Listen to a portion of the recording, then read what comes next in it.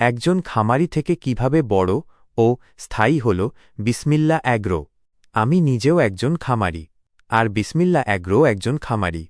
কিন্তু একটা প্রশ্ন, কেন কেউ টিকে থাকে বছরের পর বছর আর কেউ মাঝপথেই থেমে যায়? আজ আমরা সেই বাস্তব বিষয়গুলো বুঝার চেষ্টা করব। আসসালামু আলাইকুম। শুধু শিখার চেষ্টা করব একজন সফল খামারি কিভাবে ধীরে ধীরে নিজেকে শক্ত অবস্থানে নিয়ে গেছে।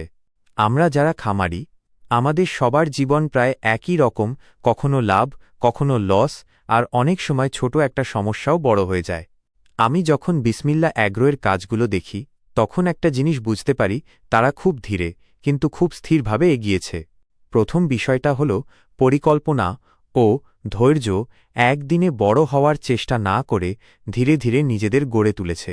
এখান থেকে আমাদের শেখার আছে তাড়াহুড়ো না করে স্টেপ বাই স্টেপ এগোনো।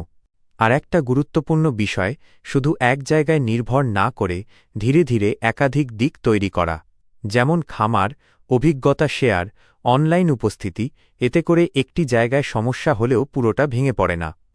আরেকটা জিনিস লক্ষ্য করা যায়, মানুষের সাথে ভালো সম্পর্ক রাখা, যারা তাদের কাছ থেকে কিছু নেয় বা শেখে, তাদের সাথে একটা বিশ্বাস তৈরি হয়। এই বিশ্বাসই দীর্ঘদিন টিকে থাকার শক্তি দেয়।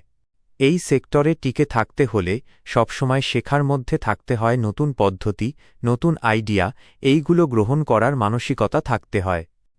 আমি একটা জিনিস বুঝেছি, বড় হওয়া মানে শুধু বড় খামার না, বড় হওয়া মানে নিজের চিন্তাকে বড় করা। আর এই জায়গাটাতেই অনেকেই পিছিয়ে যায়। আপনি, আমরা সবাই পারি এগোতে যদি ধৈর্য রাখি, যদি পরিকল্পনা করি, আর যদি শিখতে থাকি, তাহলে একদিন আমাদের অবস্থানও শক্ত হবে ইনশাআল্লাহ।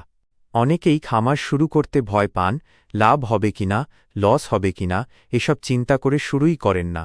অনেকেই ভাবেন খামার মানে অন্তত ৫ থেকে ১৫টি গরু থাকতে হবে, তাহলে আর সেই জন্যই তারা শুরু করতে দ্বিধা বোধ করে। কিন্তু আমি আপনাদের বলছি, খামার সংখ্যা দিয়ে ঠিক হয় না, যত্ন দিয়ে হয়। আমি এক গরু দিয়েই শুরু করেছিলাম।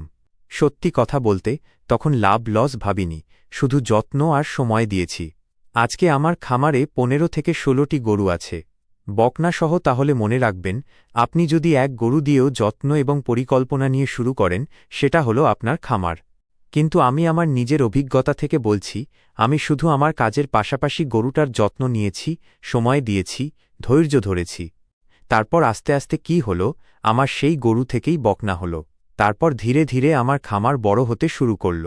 তাই আমি আপনাদের একটা কথাই বলবো, শুরুটা ছোট হলেও সমস্যা নাই, কিন্তু শুরুটা করাটা খুব জরুরি। আপনি যদি আজকে একটা গরু দিয়েও শুরু করেন আর ধৈর্য ধরে যত্ন নেন, তাহলে ইনশাআল্লাহ একদিন আপনিও সফল খামারি হবেন। ভিডিওটি ভালো লাগলে লাইক, কমেন্ট, শেয়ার করে পাশে থাকবেন। এমন গুরুত্বপূর্ণ ভিডিও পেতে চ্যানেলটিকে সাবস্ক্রাইব করে নোটিফিকেশন বেলটি অন রাখুন।